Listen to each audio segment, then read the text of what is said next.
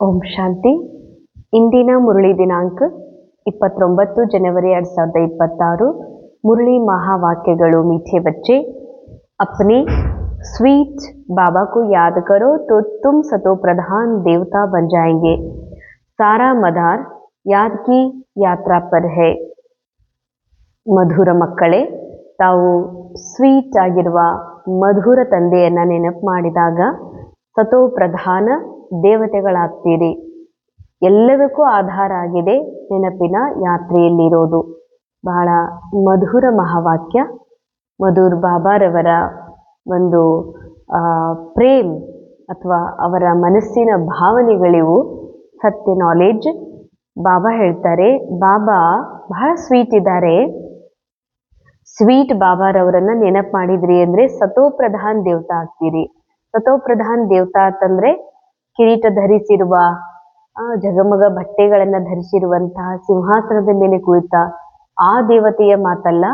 ದೇವತಾ ಅರ್ಥಾತ್ ಕಂಪ್ಲೀಟ್ ಸೋಲ್ conscious stage. ದೇವತಾ ಅರ್ಥಾತ್ ಒನ್ನೆಸ್ ಕಾನ್ಶಿಯಸ್. ದೇವತಾ ಅರ್ಥಾತ್ ಸದಾ ಭರ್ಪೂರತೆಯ ಸಂಪನ್ನತೆಯ ಅನುಭೂತಿ. ದೇವತಾ ಅರ್ಥಾತ್ ಆಧಾರರಹಿತ, ಸ್ವಯಂ ಸ್ವತಂತ್ರ, ನಿರ್ಬಂಧನ್, ಜೀವನ್ಮುಕ್ತ ಸ್ಥಿತಿಯ ಅನುಭೂತಿ. ಸತೋ ಪ್ರಧಾನ್ ದೇವತಾ ಆಗ್ತೀರಿ ನೀವು ಒಂದು ವೇಳೆ ಪ್ರಿಯವಾದ ಪ್ರೀತಿಯ ತಂದೆಯನ್ನ, ಮಧುರ ತಂದೆಯನ್ನ ನೆನಪು ಮಾಡಿದಾಗ. ಬಾಬಾ ಹೇಳ್ತಾರೆ, ಎಲ್ಲದಕ್ಕೂ ಆಧಾರ ನೆನಪಿನ ಯಾತ್ರೆ. ನೆನಪಿನ ಯಾತ್ರೆ ಅಂತಂದ್ರೆ ಮನಸ್ಸು ಡ್ರಾಮಾನುಸಾರ ಒಂದಿಲ್ಲ ಒಂದು ನೆನಪು ಮಾಡ್ತಾನೆ ಇರ್ತದೆ. ಆದರೆ ನಮಗೆ ಡೈರೆಕ್ಟರ್ ಶಿವಬಾಬಾ ಸತ್ಯ ನಾಲೆಜ್ ಅನ್ನ ಕೊಟ್ಟಿದ್ದಾರೆ. ಈಗ ನೆನಪು ಮಾಡೋದು ಡ್ರಾಮಾದ ಸ್ಕ್ರಿಪ್ಟ್ ಅಲ್ಲ, ಡ್ರಾಮಾದೊಳಗಿನ ಪಾತ್ರವನ್ನಲ್ಲ. ಈ ಎಲ್ಲದರಿಂದ ಪರೆಯಾಗಿರುವ ಒಂದು ಸತ್ಯ ಏನಿತ್ತಲ್ಲ, ನಿರಾಕಾರ ಆತ್ಮ, ಆ ಸತ್ಯದ ಸ್ಮೃತಿಯಲ್ಲಿರೋದು, ಆ ಸತ್ಯದ ಸ್ಮೃತಿಯ ಯಾತ್ರೆಯಲ್ಲಿರೋದು. ಈ ಯಾತ್ರೆನೇ ಎಲ್ಲದಕ್ಕೂ ಆಧಾರ. ಎಲ್ಲದಕ್ಕೂ ಅಂದ್ರೆ ಪರಮಾತ್ಮನ ಮಧುರ ಅನುಭೂತಿ ಮಾಡಲಿಕ್ಕೂ, ಆತ್ಮನ ಹೈಯೆಸ್ಟ್ ಸ್ಥಿತಿ ಅನುಭೂತಿ ಮಾಡಲಿಕ್ಕೂ, ಮತ್ತು ಸತೋ ಪ್ರಧಾನ್ ದೇವಿ ದೇವತಾ ಆಗ್ಲಿಕ್ಕೂ ಕೂಡ ಈ ನೆನಪೇ ಆಧಾರವಾಗಿದೆ. ಅದಕ್ಕೆ ಸದಾ ನೆನಪಿನ ಯಾತ್ರೆಯಲ್ಲಿ ಇರಬೇಕಿದೆ. ಇಂದಿನ ಮುರಳಿಯ ಪ್ರಶ್ನೆ, ಜೈಸೆ ಬಾಬಾ ಕಿ ಕಶಿಶ್ ಬಚ್ಚೋं को होती है वैसे किन बच्चों की कशिश सबको होगी. ಹೇಗೆ ಬಾಬಾರವರ ಆಕರ್ಷಣೆ ಎಲ್ಲ ಮಕ್ಕಳಿಗೂ ಆಗ್ತದೆ. ಏಕ ಬಾಬಾ ಅಂತಹ ಆಕರ್ಷಣ್ ಮೂರ್ತ್, ಸ್ವೀಟ್ ಸ್ಯಾಕ್ರೀನ್ ಇದ್ದಾರೆ. ಹೀಗಾಗಿ ಬಾಬಾ ಎಲ್ಲರಿಗೂ ಅಟ್ರಾಕ್ಟ್ ಆಗ್ತಾರೆ. ಹಾಗೆ ಯಾವ ಮಕ್ಕಳು, ಬಾಬಾರ ಯಾವ ಮಕ್ಕಳು ಇನ್ನೊಬ್ಬರಿಗೆ ಆ ರೀತಿ ಆಕರ್ಷಿತ ಆಗ್ಲಿಕ್ಕೆ ಸಾಧ್ಯ ಇದೆ ಅಂತ ಬಾಬಾ ಉತ್ತರದಲ್ಲಿ ಹೇಳ್ತಾರೆ, ಜೋ ಫೂಲ್ ಬನೆ ಹೇ. जैसे छोटे बच्चे फूल होते, उन्हें विकारों का पता भी नहीं तो वह सबको कशिश करते हैं ना. ಯಾರು ಫೂಲ್ ಆಗಿದ್ದಾರೆ, ಹೂ ಆಗಿದ್ದಾರೆ. ಹೇಗೆ ಅಂದ್ರೆ, ಹೇಗೆ ಚಿಕ್ಕ ಮಗು, ನ್ಯೂ ಬಾರ್ನ್ ಬೇಬಿ ಬಹಳ ಅಟ್ರಾಕ್ಟಿವ್ ಆಗಿರ್ತದ. ಯಾಕೆಂದ್ರೆ ಅದು ಹೂ ಆಗಿರ್ತದ ಅಂತ ಹೇಳ್ತಾರೆ ಬಾಬಾ. ಹೂ ಅಂದ್ರೆ ವಿಕಾರ ರಹಿತ ಬುದ್ಧಿ. ವಿಕಾರ ರಹಿತ ಬುದ್ಧಿ ಅಂದ್ರೇನು? ತೇರೆ ಮೇರೆ ಕ ಭಾನ್ ಅಂದ್ರೆ ನಮ್ಮ ಪಪ್ಪ, ನಮ್ಮ ಮಮ್ಮಿ, ನಮ್ಮ ಅಜ್ಜಿ, ನಮ್ಮಪ್ಪ ಇಂಥವ್ರು ಅದಾರ, ನಾ ಇಂಥವ್ರ ಮನೆಯೊಳಗೆ ಹುಟ್ಟಿದ್ದೀನಿ. ಈ ಎಲ್ಲ ಪರಿಚಯಗಳಿಂದ, ಈ ಎಲ್ಲ ಅಟ್ಯಾಚ್ಮೆಂಟ್ಗಳಿಂದ ಪರೆಯಾಗಿರುವಂತಹ ಆ ಮಗುವಿನ ಸ್ವಚ್ಛ ಮನಸ್ಸು, ಸ್ವಚ್ಛ ಬುದ್ಧಿ, ಇದಕ್ಕೆ ಬಾಬಾ ಹೇಳ್ತಾರೆ ಹೂವಿನ ಸಮಾನ. ಯಾವಾಗ ನೀವು ಮಕ್ಕಳು ಸಹ ಆ ಮಗುವಿನ ತರ ತೇರೆ ಮೇರೆ ಭಾನ್ ಏನಿದೆಯಲ್ಲ, ಇದು ನಂದು, ದೇಹ ನಂದು, ಸಂಬಂಧ, ಈ ಹೆಸರು ನಂದು, ಈ ಕೆಲಸ ನಂದು, ಈ ಜಾತಿ ನಂದು, ಈ ಊರು ನಂದು, ಹೀಗೆ ಇಲ್ಲೇನ್ ನಂದು ನಿಂದು ಅನ್ನೋದಿದೆ, ಈ ಎಲ್ಲ ಭಾನದಿಂದ ಪರೆಯಾದಂತಹ ಆ ಮೂಲ ಸ್ಥಿತಿ ಇದೆ. ಆ ಸ್ಥಿತಿಯನ್ನು ತಲುಪಿರುವಂತಹ ಮಕ್ಕಳಿಗೆ ಬಾಬಾ ಹೂ ಅಂತಾರೆ. ಅಂತ ಹೂವಿನಂತ ಮಕ್ಕಳೇ ಎಲ್ಲರಿಗೂ ಅಟ್ರಾಕ್ಟ್ ಆಗ್ಲಿಕ್ಕೆ ಸಾಧ್ಯ. ಯಾಕೆಂದ್ರೆ ಅಷ್ಟು ಸೂಕ್ಷ್ಮವಾಗಿರುವ, ಅಷ್ಟು ಸಣ್ಣ ಕೂಸು, ಎಳೆಗೂಸು, ಹೊಸದಾಗಿ ಹುಟ್ಟಿರುವಂತಹ ಮಗು ಎಂಥವರಿಗೂ ಅಟ್ರಾಕ್ಟ್ ಆಗ್ತದ. ಯಾಕಂದರೆ ಅದಕ್ಕೆ ಮೂಲ ಕಾರಣ ಅದರೊಳಗಿರುವಂತಹ ಏಕ್ದಮ್ ನಿಸ್ವಾರ್ಥ ನಿಷ್ಕಲ್ಮಶ ಅದರ ಶುದ್ಧ ಮನಸ್ಸು. ಹಾಗೆ ಯಾವಾಗ ನೀವು ಸಹ ಈ ರೋಲ್, ಈ ಪಾತ್ರದ ಅಭಿನಯ, ಈ ಪಾತ್ರಕ್ಕೆ ಸಿಕ್ಕಿರುವ ಎಲ್ಲ ವಸ್ತುಗಳು ಇವೆಲ್ಲ ನಂದು ನಿಂದು ನಾನು ಅನ್ನುವ ಈ ಎಲ್ಲ ಭ್ರಮೆಯಿಂದ ನಾಟಕದ ನೋಡುವ ಕೇಳುವ ಅನುಭವಿಸುವ ಎಲ್ಲ ವಸ್ತುವಿನಿಂದ ಪರಿಯಾದಂತಹ ಸತ್ಯ ಏನಿದೆಯಲ್ಲ ಆತ್ಮ, ಸಂಪೂರ್ಣ ಆತ್ಮಸ್ಥಿತಿಯಲ್ಲಿ ತಲುಪಿದ ಮೇಲೆ ತಾವು ಹೂವಾಗ್ತೀರಿ. ತಲುಪುವುದೇ ಹೂವಾಗೋದು. ಆಗ ನೀವೆಲ್ಲರಿಗೂ ಅಟ್ರಾಕ್ಟ್ ಆಗ್ತೀರಿ. ऐसे तुम बच्चे भी जब फूल अर्थात पवित्र बन जाएंगे तो सबको कशिश होगी. ನೀವು ಯಾವಾಗ ಆ ರೀತಿ ಹೂವಾಗ್ತೀರಿ ಮಗುವಿನ ಥರ, ಆಗ ನೀವೆಲ್ಲರಿಗೂ ಆಕರ್ಷಿತ ಆಗ್ತೀರಿ. तुम्हारे में विकारों का कोई भी कांटा नहीं होना चाहिए. ಯಾವುದೇ ಪ್ರಕಾರದ ವಿಕಾರ ಅಂತಂದ್ರೆ ಕೇವಲ ಬಾಬಾ ಹೇಳುವ ಹಾಗೆ ಮುಖ್ಯ ಪಂಚ ವಿಕಾರಗಳೇ ವಿಕಾರಲ್ಲ. ನನ್ನನ್ನು ರೋಲ್ನ ಭಾನದೊಳಗೆ ನಾ ಅಕ್ಕೋರ್ ಅಂತನೋ, ಸ್ತ್ರೀ ಅಂತನೋ, ಕುಮಾರಿ ಅಂತನೋ, ಕುಮಾರ್ ಅಂತನೋ, ಈ ಭಾನನೂ ಕೂಡ ವಿಕಾರ ರಹಿತ, ಮುಳ್ಳು ರಹಿತ ಯಾವಾಗ ನೀವು ಆ ಅವಸ್ಥಾ ತಲುಪ್ತೀರಿ ಆಗ ಎಲ್ಲರಿಗೂ ಆಕರ್ಷಿತ ಆಗುತ್ತೀರಿ ಅಂತಾರೆ ಬಾಬಾ. मुरली मुख्य साथ सुखधाम में चलने के लिए सुखदाई बनना है. सबके दुख हरकर सुख देना है. कभी भी ದುಃಖದಾಯಿ ಕಾಂಟ ನಹಿ ಬನ್ನ ಹೇ. ಸುಖಧಾಮದಲ್ಲಿ ಹೋಗಬೇಕು ಅಂದರೆ ಸುಖವನ್ನು ಕೊಡ್ರಿ, ಎಲ್ಲರಿಗೂ ಎಲ್ಲರ ದುಃಖವನ್ನು ಹರಣೆ ಮಾಡಿ ಸುಖ ಕೊಡುವಂಥವರಾಗ್ರಿ. ಎಂದಿಗೂ ಕೂಡ ದುಃಖದಾಯಿ ಮುಳ್ಳುಗಳು ಆಗಬೇಡ್ರಿ. ಸುಖಧಾಮಕ್ಕೆ ಹೋಗೋದು ಅಂತಂದರೆ ಸುಖಧಾಮ ಯಾವುದು? ಆತ್ಮಿಕ್ ಮೂಲ ಸ್ಥಿತಿನೇ ಸುಖಧಾಮ. ಆತ್ಮನೇ ಸುಖಧಾಮ. ಆತ್ಮದಲ್ಲಿ ಸುಖ ಇದೆ, ಅದಕ್ಕೆ ಸುಖಧಾಮ. ಈ ಸುಖದ ಯಾವಾಗ ಅನುಭವ ಈ ಪೃಥ್ವಿ ಮೇಲೆ ರೋಲ್ನಲ್ಲಿ ಮಾಡ್ತೀವಿ ಅದಕ್ಕೆ ಸುಖಧಾಮ, ಸ್ವರ್ಗ ಅಂತೂ ಹೇಳಲಾಗ್ತದೆ. ಅಂದರೆ ನನ್ನ ಪ್ರೆಸೆನ್ಸಿಂದ, ನಾ ಆತ್ಮನ ಇರುವಿಕೆಯ ಕಾರಣದಿಂದ ಅದು ಸ್ವರ್ಗ ಅಂತ ಅನಿಸ್ಕೊಂಡಿದೆ. ಅಂದಮೇಲೆ ಸ್ವರ್ಗ ಎಲ್ಲಿದೆ? ನಾ ಆತ್ಮದಲ್ಲಿ ಸುಖ ಇದೆ, ಆತ್ಮನೇ ಸ್ವರ್ಗ, ಆತ್ಮದ ಮೂಲ ಮನಸ್ಸಿನ ಸ್ಥಿತಿಯೇ ಸ್ವರ್ಗ ಅಂದಮೇಲೆ ಬಾಬಾ ಹೇಳ್ತಾರ ಸುಖಧಾಮಕ್ಕೆ ಹೋಗಬೇಕು ಅಂದರೆ ಹೋಗಬೇಕಾದವ್ರು ಯಾರು? ಈ ಮನಸ್ಸು ಯಾವುದು ಮಾಯೆಗೆ ವಶಭೂತ ಆಗಿದೆ, ವಿಕಾರಕ್ಕೆ ವಶಭೂತ ಆಗಿದೆ, ತನಗೆ ಮನುಷ್ಯ ಅಂತ ತಿಳ್ಕೊಂಡಿದೆ, ಆ ಮನಸ್ಸು ಹೋಗಬೇಕಾಗಿದೆ ಸುಖಧಾಮಕ್ಕೆ. ಸುಖಧಾಮ ಯಾವುದು? ನನ್ನ ಆತ್ಮಿಕ ಮೂಲ ಸ್ಥಿತಿ. ಸುಖಧಾಮಕ್ಕೆ ಹೋಗ್ಬೇಕಂದ್ರೆ ಸುಖದಾಯಿ ಆಗ್ರಿ. ಸುಖದಾಯಿ ಅರ್ಥಾರ್ಥ ಈ ಮನಸ್ಸು, ಈ ಅಭ್ಯಾಸ, ಈ ವರ್ಣನೆ, ಈ ಒಂದು ಪ್ರಾಕ್ಟೀಸ್ ಮಾಡಬೇಕಾಗಿದೆ. ಆ ದೇಹ ಅಲ್ಲ, ಬದಲಾಗುವ ದೇಹ, ಕಳ್ಕೊಳ್ಳುವಂತಹ ಪಡ್ಕೊಳ್ಳುವಂತಹ ಮನುಷ್ಯ ನಾನಲ್ಲ, ದೇಹ ನಾನಲ್ಲ, ನಾನು ಸದಾ ಏಕ್ದಮ್ ಕಾನ್ಸ್ಟಂಟ್ ಬೀಯಿಂಗ್ ಲವ್ಲಿ ಚೇತನ ಆತ್ಮ ಇದೇನನ್ನುವಂತಹ ಸತ್ಯದ ಅನುಭವ ಮಾಡೋದೇ ಸುಖದ ಅನುಭವ ಮಾಡೋದು. ಎಲ್ಲರೊಳಗೂ ಆ ಸತ್ಯ ನಿರಾಕಾರ ಆತ್ಮನನ್ನು ನೋಡೋದೇನಿದೆ ಇದೇ ಸುಖವನ್ನು ಕೊಡೋದಾಗಿದೆ. ಸೆಕೆಂಡ್ ಪಾಯಿಂಟ್, ಇಸ್ ವಿನಾಶಿ ಶರೀರ ಮೇ ಆತ್ಮ ಹಿ ಮೋಸ್ಟ್ ವ್ಯಾಲ್ಯುಬಲ್ ಹೈ. ಈ ವಿನಾಶ ಆಗುವ ಶರೀರದಲ್ಲಿ ಆತ್ಮ ಬಹಳ ಅಮೂಲ್ಯ ಆಗಿದೆ, ಅತ್ಯಂತ ಅಮೂಲ್ಯವಾದದ್ದಾಗಿದೆ. ವಹಿ ಅಮರ ಅವಿನಾಶಿ ಹೈ, ಇಸಿಲಿಯೇ ಅವಿನಾಶಿ ಚೀಜ್ ಸೆ ಪ್ಯಾರ್ ರಖನಾ, ದೇಹ ಕಾ ಭಾನ್ ಮಿಠಾ ದೇನಾ ಹೈ. ರೋಲ್ ಇದೆ ಇವತ್ತು ಜಗತ್ತಿನಲ್ಲಿ. ಯಾರೇ ರೋಲ್ ಅದ ಅಂತಂದ್ರೆ ಯಾರೇ ಇವನ್ ಬ್ರಹ್ಮ ಬಾಬಾ ಇರಲಿ, ಮಮ್ಮ ಇರಲಿ, ದಾದಿಯರಿರಲಿ, ವಿಶ್ವದಲ್ಲೂ ಪ್ರಸಿದ್ಧ ಆಗಿರೋರು ಯಾರೇ ಇರಲಿ, ಖರೆ ಎಲ್ಲರೊಳಗೂ ಪ್ಲೇ ಮಾಡ್ತಾ ಇರುವಂಥ ಇನ್ವಿಸಿಬಲ್ ಆ್ಯಕ್ಟರ್ ಏನದಾನ ಆತ್ಮ ಎಲ್ಲರೂ ಸೇಮ್ ಅದ. ಇದರಲ್ಲಿ ಏನೂ ಹೆಚ್ಚು ಮಹಿಮೆ ಕಡಿಮೆ ಮಹಿಮೆಯ ಮಾತೇ ಇಲ್ಲ. ಇನ್ನು ಎಲ್ಲರಿಗೂ ಏನು ರೋಲ್ ಸಿಕ್ಕಿದೆ ಅದು ಅವ್ರ ಖುದ್ದು ಗಳಿಕೆ ಅಲ್ಲ, ಅದು ಡ್ರಾಮಾ ಅನುಸಾರ, ಡ್ರಾಮಾದ ಸ್ಕ್ರಿಪ್ಟ್ನ ಅನುಸಾರ ಬಾಬಾ ಡೈರೆಕ್ಟರ್ ಕೊಟ್ಟಿರುವಂತಹ ವಿಶೇಷತೆಗಳು. ಅಂದಮೇಲೆ ಬಾಬಾ ಹೇಳ್ತಾರ ಪ್ರತಿಯೊಬ್ಬರ ಪಾತ್ರದೊಳಗೆ ಅತಿ ಅಮೂಲ್ಯ ಆಗಿರುವಂಥದ್ದು ಯಾವುದು? ಆತ್ಮ. ಅದಕ್ಕೆ ನಿಮ್ಮದು ಪ್ರೀತಿ, ನಿಮ್ಮದು ಸಂಬಂಧ ಆತ್ಮದ ಜೊತೆಗೆ ಇರಬೇಕೆ ಹೊರತಾಗಿ ನನ್ನ ಮಗಳು, ನಮ್ಮವ್ವ, ನಮ್ಮ ಚಿಕ್ಕಮ್ಮ ಅನ್ನುವಂಥ ಶರೀರದ ಸಂಬಂಧದ ಮೇಲೆ ಪ್ರೀತಿ ಅಲ್ಲ ನಿಮ್ಮದು. ಹಂಗಿದೆ ಅಂತಂದ್ರೆ ಆ ಪ್ರೀತಿ ಕೊಡ್ಬೋದು, ಇಲ್ಲ ರಕ್ತನೇ ಕೊಡ್ಬೋದು. ದೇಹಭಾನದ ಅಟ್ಯಾಚ್ಮೆಂಟಲ್ಲಿ ಪ್ರೀತಿ ಮಾಡೋದ್ರಿಂದ ಅಲ್ಲಿ ದುಃಖನೂ ಸಿಗ್ಬೋದು, ಪ್ರೀತಿನೂ ಸಿಗ್ಬೋದು.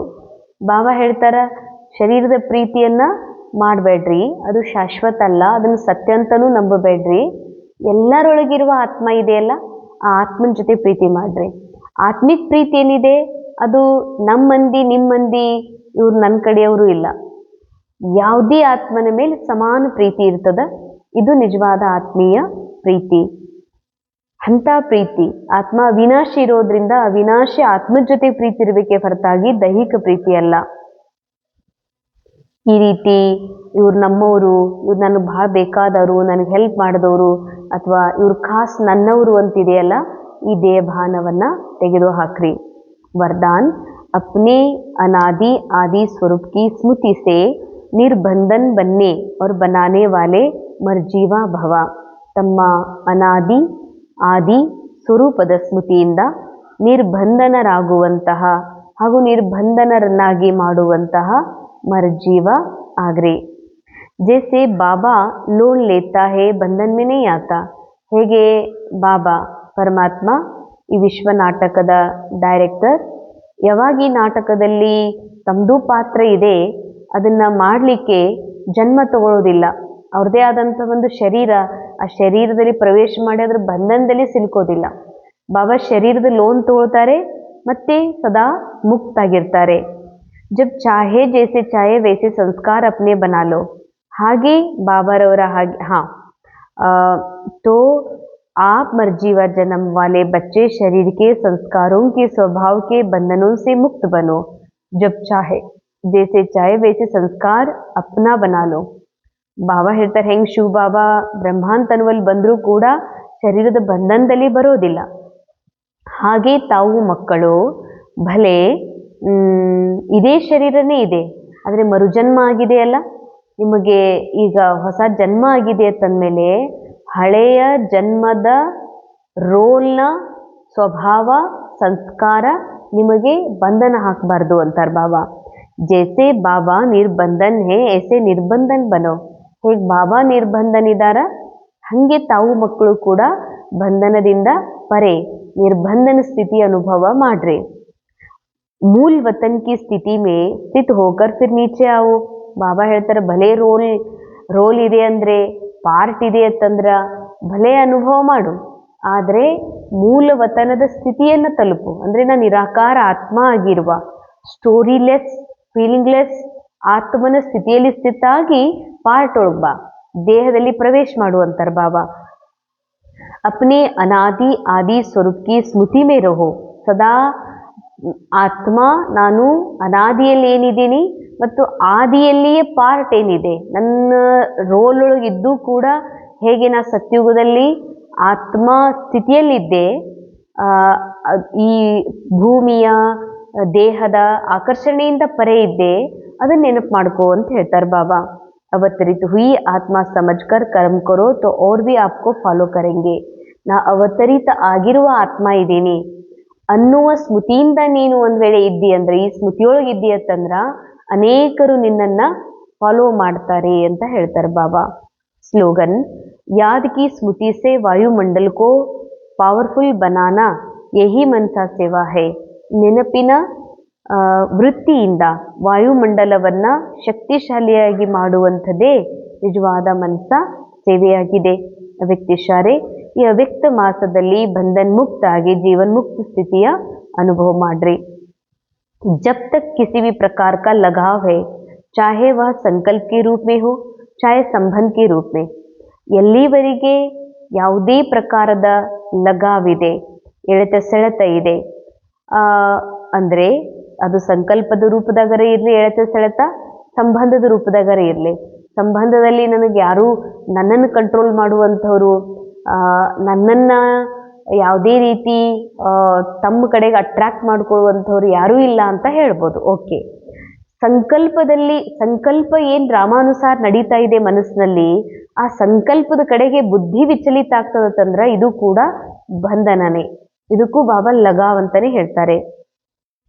ಚಾಹೆ ಸಂಪರ್ಕ ರೂಪದಲ್ಲಿ ಅಥವಾ ವಿಶೇಷತೆಯ ಕಡೆಗೆ, ಅಂದರೆ ನಾನು ಕಲಾಕಾರ ಇದ್ದೀನಿ, ನಾ ಆರ್ಟಿಸ್ಟ್ ಇದ್ದೀನಿ, ಅಥವಾ ನಾ ಒಳ್ಳೆ ಭಾಷಣ ಮಾಡ್ತೀನಿ, ಅಥವಾ ನಾ ಒಳ್ಳೆ ಉತ್ತಮ ಸಂಘಟನೆಯನ್ನು ತಯಾರು ಮಾಡ್ತೀನಿ, ಏನೋ ತನ್ನ ಡ್ರಾಮಾ ಕೊಟ್ಟಿರುವಂಥ ವಿಶೇಷತೆ ಇದು ನಂದು ಅಂತ ಅಂದ್ಕೊಂಡು ಆ ವಿಶೇಷತೆ ನೆನಪಾಗ್ತದಂತಂದ್ರೆ ಇದು ಕೂಡ ಬಂಧನನೇ ಅಂತಾರೆ ಬಾಬಾ. ಕೊಯ್ ಬಿ ಲಗಾವ್ ಬಂಧನಯುಕ್ತ ಕರ್ದೇಗ. ಯಾವುದೇ ಲಗಾವ್ ಅದಂದ್ರೆ ಅಟ್ರಾಕ್ಷನ್ ಐತಿ, ಅದನ್ನ ನೆನಪಾಗ್ತದ, ಹಾ ನಾ ಉತ್ತಮ ಭಾಷಣಕಾರ್ತಿ ಇದ್ದೀನಿ, ಅಥವಾ ನಾ ಭಾಳ ಚೆನ್ನಾಗಿ ಮುರುಳಿಯನ್ನ ಹೇಳ್ತೀನಿ ಅನ್ನುವಂಥದ್ದು ಏನಾದರೂ ಡ್ರಾಮಾ ಕೊಟ್ಟಿರುವಂಥ ಈ ರೋಲ್ ಒಳಗಿರುವಂಥ ವಿಶೇಷತೆಯನ್ನ ನಂದು ಅಂತೀಯತ್ತಂದ್ರ ಬಾಬಾ ಹೇಳ್ತಾರ ಇದು ಕೂಡ ಬಂಧನನೇ. ಯಹ ಲಗಾವ್ ಅಶರೀರಿ ಬನ್ನೇ ನಹಿ ದೇಗ. ಬಸ್ ಎಲ್ಲಿ ಲಗಾವ್ ಇದೆ, ಎಲ್ಲಿ ಬಂಧನ ಇದೆ, ಅದು ನಿನ್ನನ್ನ ಅಶರೀರಿಯನ್ನಾಗಿ ಆಗ್ಲಿಕ್ಕ ಬಿಡುವುದೇ ಇಲ್ಲಂತಾರ ಬಾಬಾ. और वह विश्व कल्याणकारी भी नहीं बना सकेगा. ಅಂಡರ್ಲೈನ್, ಯಾರು ಅಶರೀರನೇ ಆಗುವುದಿಲ್ಲ, ಯಾವುದಕ್ಕೂ ಅಟ್ರಾಕ್ಟ್ ಅದ, ಅದಕ್ಕೆ ಬಹಳ ಆಕರ್ಷಿತ ಜೀವನ ಅದ, ಲಗಾವ್ ಅದ. ಲಗಾವ್ ಏನಿದೆ, ನನ್ನ ಮೊಮ್ಮಗಳಂಗ ನಾ ಯಾರಿಗೂ ನೋಡೇ ಇಲ್ಲ, ಅದು ಹೆಂಗೆ ಮಾತಾಡ್ತದ, ಹೆಂಗೆ ನನ್ನ ಹತ್ರ ಬರ್ತದ, ಎಷ್ಟು ಹುಷಾರದ ಅಂತ ಎಷ್ಟು ಲಗಾವ್ ಇರ್ತದ.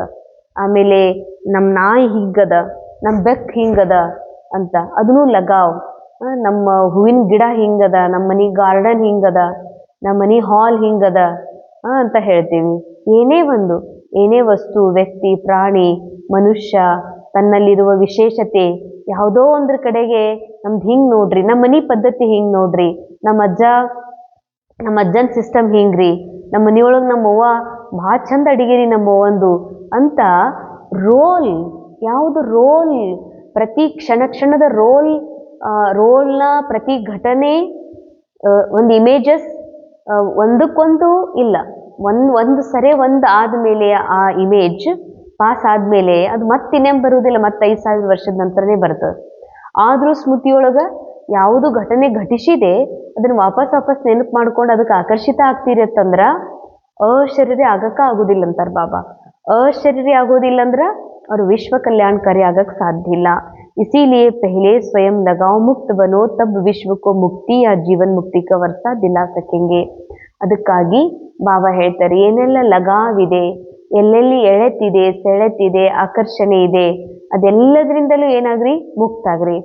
ಅವಾಗ್ಲೇನೆ ವಿಶ್ವ ಕಲ್ಯಾಣಕಾರಿ ಆಗ್ಲಿಕ್ಕ, ಮುಕ್ತಿ ಜೀವನ್ ಮುಕ್ತಿ ಅನುಭವ ಮಾಡ್ತಾ ಇನ್ನೊಬ್ಬರಿಗೂ ಮುಕ್ತಿ ಕೊಡಿಸುವ ಜೀವನ್ ಮುಕ್ತಿಯನ್ನು ಕೊಡಿಸ್ಲಿಕ್ಕೆ ನಿಮಿತ್ತ ಆತ್ಮ ಆಗ್ಲಿಕ್ಕೆ ಸಾಧ್ಯ ಇದೆ.